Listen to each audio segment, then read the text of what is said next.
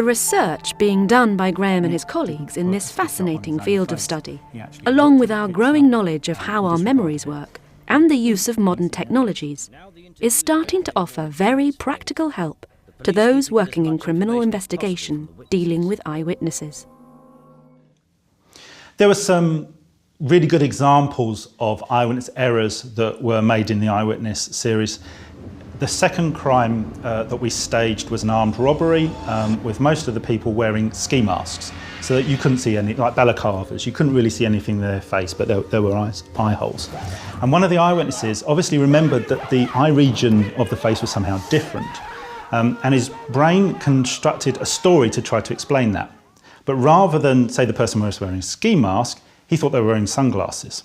And it wasn't just the fact he said that they were wearing sunglasses, which was completely wrong. He went into great detail about what sunglasses looked like. So he described the brand, he described the shape of the lenses, he described the colour of the bits that go over your ears.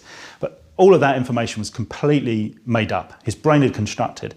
And what was really, I guess, surprising and really illustrative of one of the problems with eyewitness testimony is he completely believed it. For him, the experience of remembering the sunglasses which didn't exist was exactly the same as the experience of remembering details that did exist.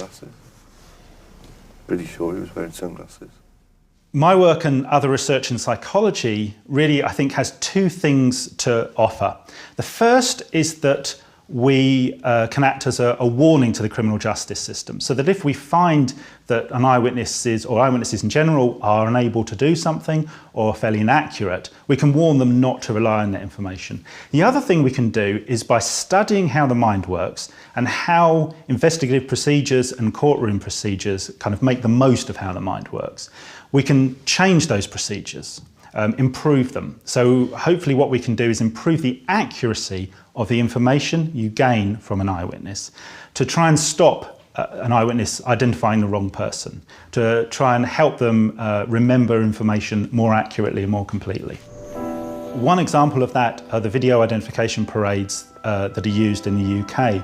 It used to be, prior to 2003, that a police officer would have to scour the streets trying to find about 9 or 10 people that looked just like the suspect, and that's a very hard thing to do. And we know that those parades tended to be quite unfair on the suspect. With the video identification system, there's a very large database of thousands of faces that can be searched, and you can put together a parade based on that database.